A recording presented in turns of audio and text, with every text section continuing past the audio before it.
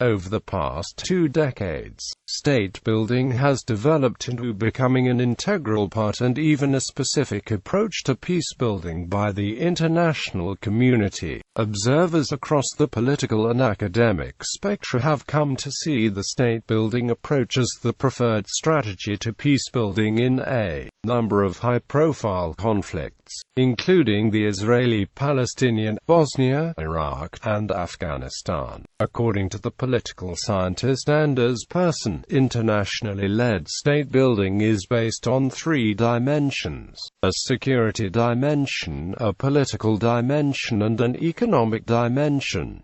Of these 3, security is almost always considered the first priority. The general argument in the academic literature on state building is that without security, other tasks of state building are not possible. Consequently, when state building as an approach to peace building is employed in conflict and post-conflict societies, the first priority is to create a safe environment in order to make wider political and economic development possible. So far, the results of using the state-building approach to peace building have been mixed, and in many places, such as in the Balkans, Afghanistan and Iraq, the initial high expectations set by the international community have not been met. The literature on state building has always been very clear in that building states has historically been a violent process, and the outcomes in the above-mentioned cases and many others confirmed the destabilizing and often violent nature of state building. Definition.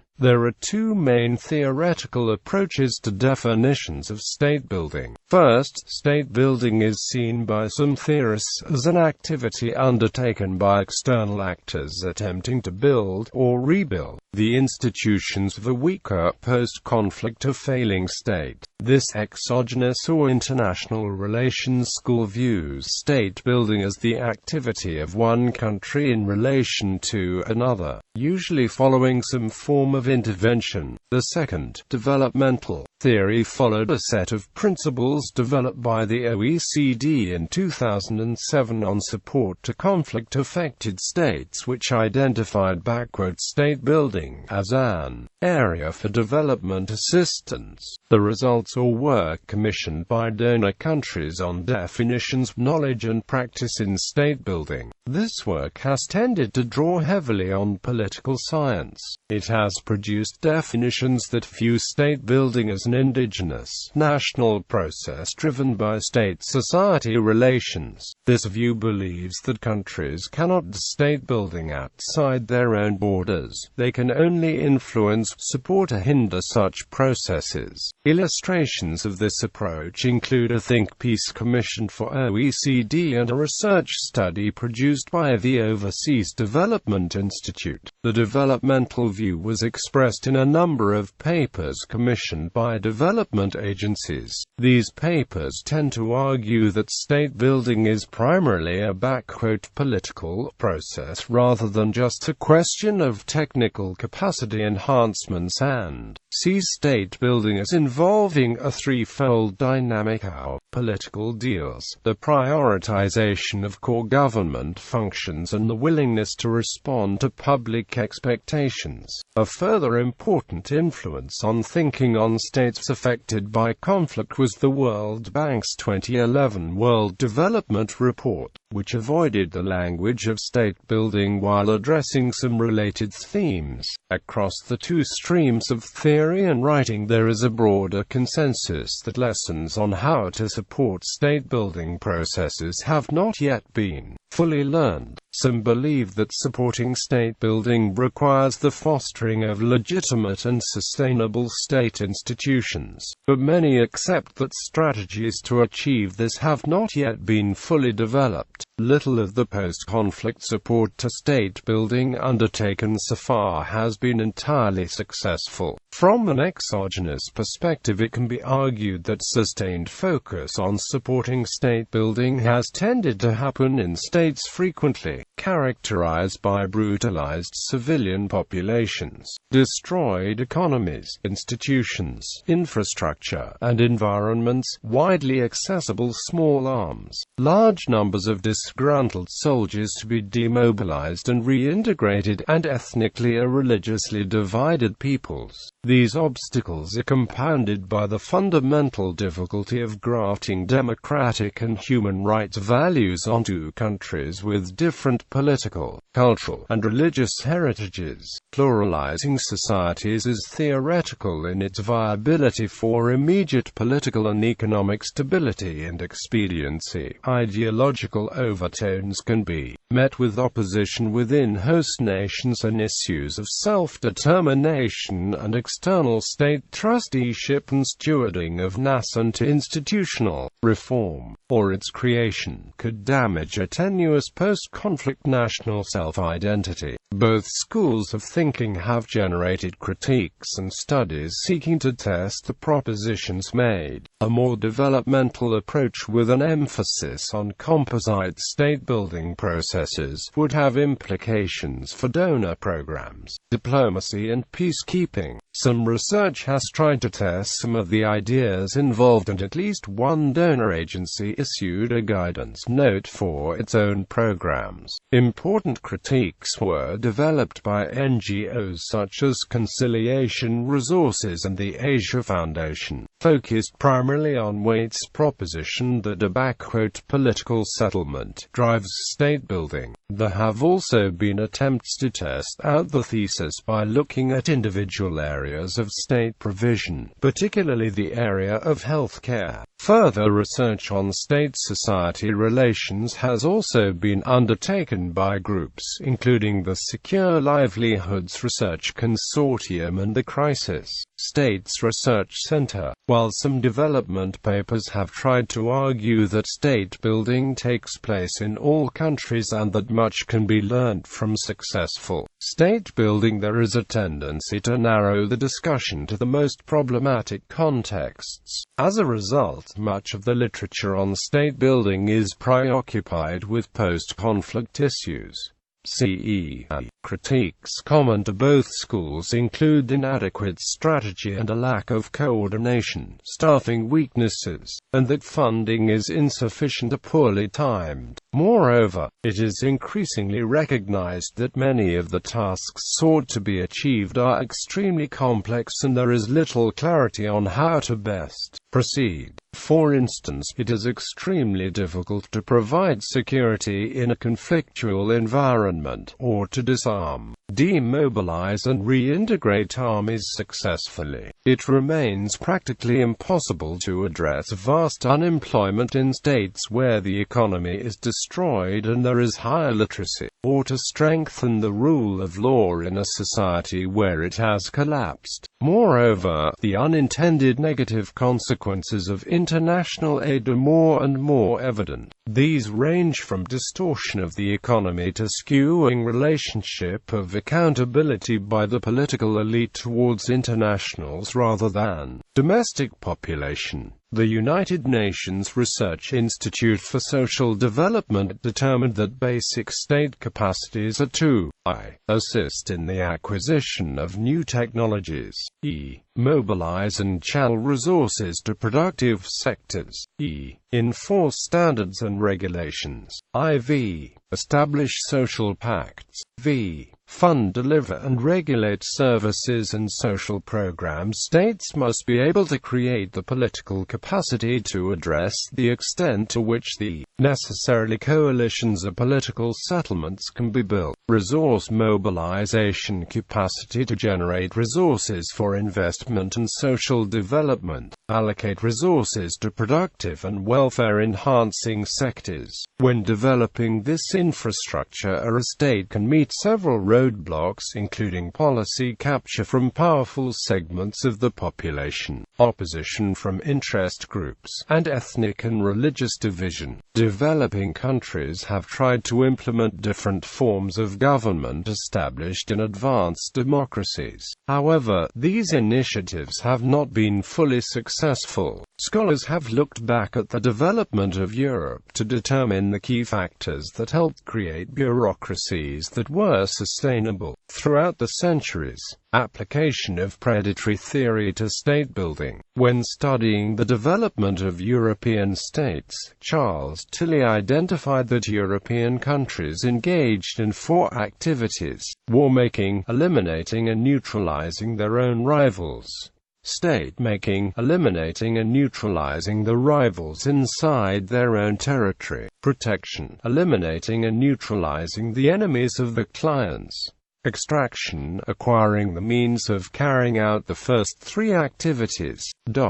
Out of these 4 activities, war-making was the main stimulus to increasing the level of taxation, thus increasing the capacity of the state to extract resources, otherwise known as fiscal capacity. The increased capacity of the state to extract taxes from its citizens while facing external threats prompted Jeffrey Herbst to propose that, allowing failed states to dissolve or engage in war to recreate the process endured by European countries. The process of extraction in exchange for protection was further argued by economic historian Frederick Lane. Lane argued that governments are in the business of selling protection, whether people want it or not. Furthermore, Lane argued that a monopoly was best equipped to produce and control violence. This, he argued, was due to the fact that competition within a monopoly raised costs, and that producing violence renders larger economies of scale. Although the logic was consistent with the predatory theory of the state in early modern Europe, Herbst's point of view was criticized by several scholars including Richard Joseph, who were concerned that the application of predatory theory was an excessive approach of Darwinism. Many have disregarded the limited view of this theory and have instead extended it to include strong external threats of any kind. External threats to the state produce stronger institutional capacities to extract resources from the state. In harnessing this increased capacity,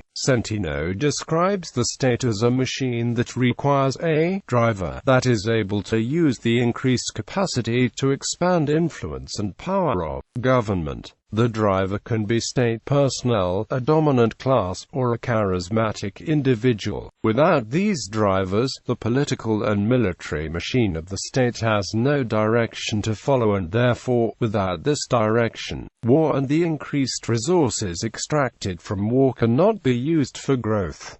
On the other hand, internal wars, i.e., civil wars, have a negative effect on extraction of a state. Internal rivals to the state decrease the state's capacity to unify and extract from its citizens. Rivals usually will bargain with the state to lower the tax burden, gain economic or political privileges. Differentiating nation building, military intervention, regime change. Some commentators have used the term nation building interchangeably with state building. However, in both major schools of theory, the state is the focus of thinking rather than the nation. The issues debated related to the structures of the state, and as a result, state building is the more broadly accepted term. In political science, nation building usually has a quite distinct meaning, defined as the process of encouraging a sense of national identity within a given group of people, a definition that relates more to socialization than state capacity. Similarly, state building has at times been conflated with military intervention or regime change. This derives in part from the military actions in Germany and Japan in World War II and resulting states, and became especially prevalent following the military interventions in Afghanistan and Iraq.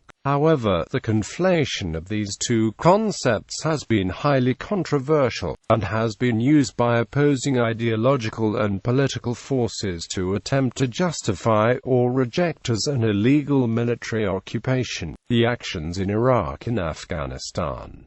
Hence, regime change by outside intervention should be differentiated from state building. Peace building versus state building. State building does not automatically guarantee peace building, a term denoting actions that identify and support structures that strengthen and solidify peace in order to prevent a relapse into conflict. Whilst they have traditionally been considered two individual concepts with a complex relationship giving rise to dilemmas and necessitating trade-offs, as Gravingholt, Ganzel and Ziaja argue, the two actually representative two diverging perspectives on the same issue, a shaky social peace and a breakdown of political order. Whilst the OECD emphasizes that peace building and state building are not the same, it does recognize the nexus between them and the reinforcement of one component as on the other. Peace building is primarily associated with post-conflict environments, and state building is likely to be a central element of it in order to institutionalize peace.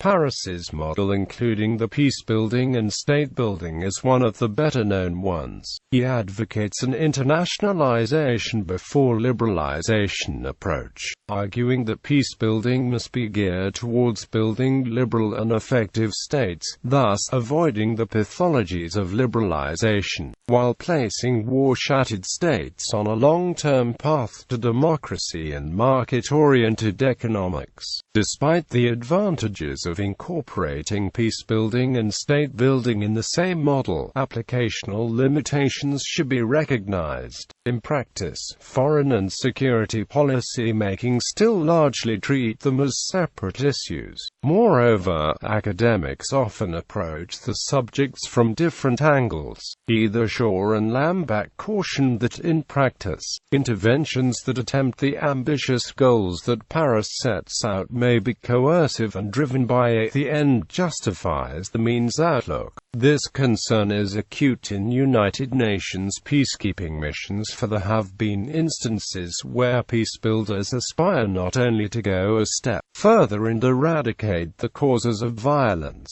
which are oftentimes not agreed upon by the parties to the conflict, but also to invest post-conflict societies with various qualities, including democracy, in order to reduce the tendency toward arbitrary power and give voice to all segments of society. The rule of law in order to reduce human rights violations, a market economy free from corruption in order to discourage individuals from believing that the surest path to fortune is by capturing the state, conflict management tools, and a culture of tolerance and respect. Such ambitious goals are questionable when the United Nations has been seen to struggle in high-profile conflict-ridden situations such as Darfur and the Democratic Republic of the Congo, where it has accomplished a degree of stability such as in Haiti and Liberia. It endures pressure to transition from heavy and costly security-oriented peacekeeping operations to lighter, peace-building-oriented missions.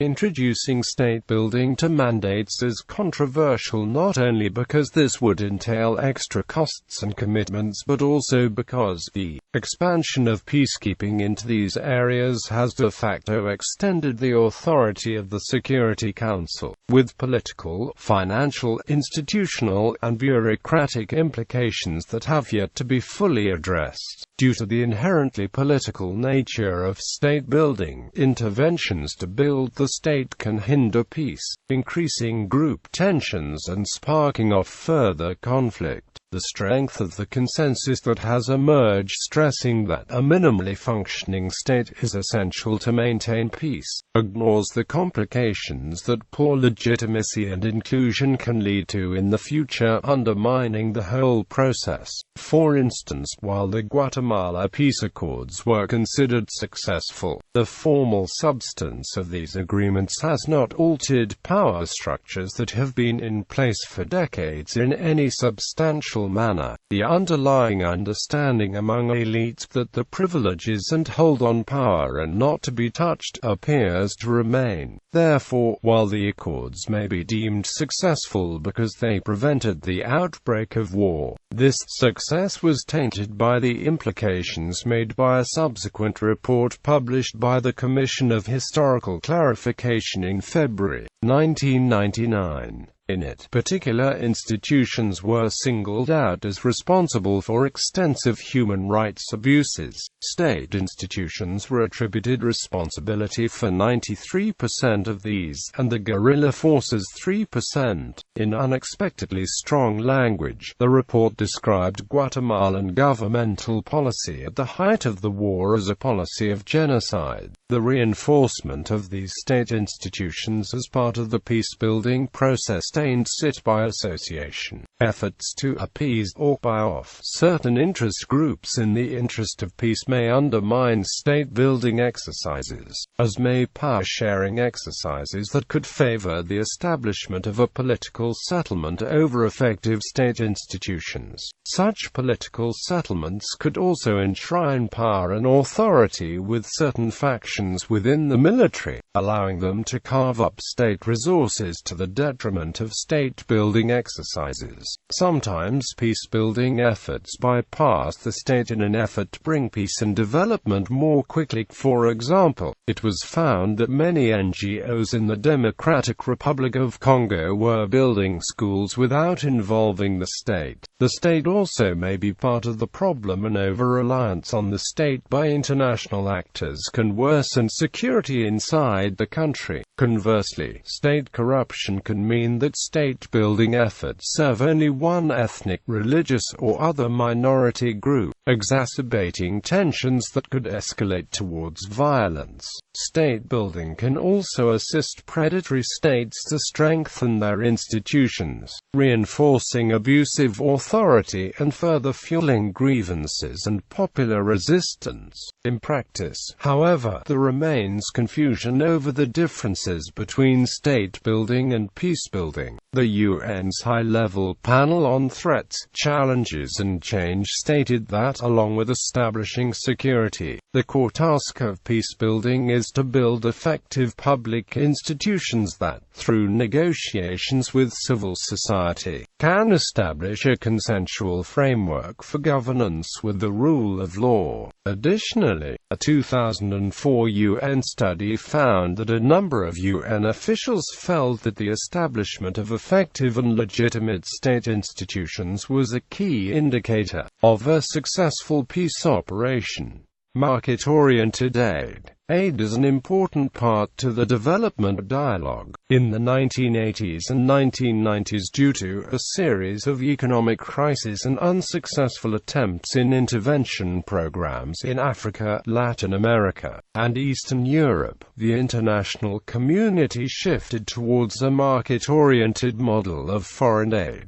Donor countries believed that a reduction in the size and the reach of the state could provide a more efficient outcome. However, the success of East Asia, East Europe, Brazil, and India has suggested even market economies require a capable state to grow sustainably. Moreover, international donors became concerned over seriously malfunctioning states in the 1990s, i.e., Sierra Leone and Afghanistan. State structures within the concept of state building. The term state can be used to mean both a geographic sovereign political entity with a permanent population, a defined territory, a government, and the capacity to enter into relations with the other states, as defined under international law, as well as a set of social institutions claiming a monopoly of the legitimate use of force within a given territory. For the purposes of state building in environments of instability, the substructures of states can be defined as a political regime, a governance framework, and a set of state institutions such as the armed forces, the parliament, and the justice system. State capacity refers to the strength and capability of the state institutions. Nation conventionally refers to the population itself, as united by identity, history, culture, and language.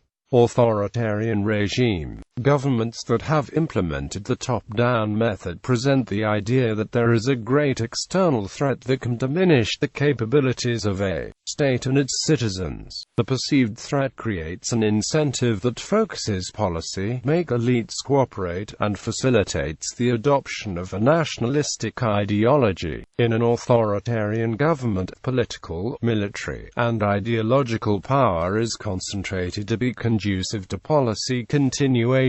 The bureaucracies implemented are well-trained, well-paid, and highly competitive in recruitment and promotion. Economically successful states in East Asia have taken on programs to create infrastructure, subsidize the farming sector, provide credit, support spending on targeted research, and invest in health and education.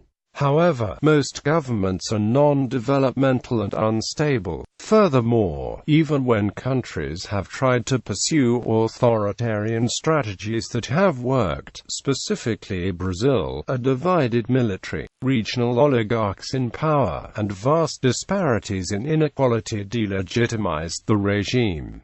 Democratic regime. A democratic regime engages citizens more actively than a top-down government. It respects the right of citizens to contest policies. Successful democracies developed political capacities by nurturing active citizenship, maintaining electoral competitiveness that gave value to the votes of the poor, fostered political parties that were strongly oriented towards equality, and had strong party social movement ties.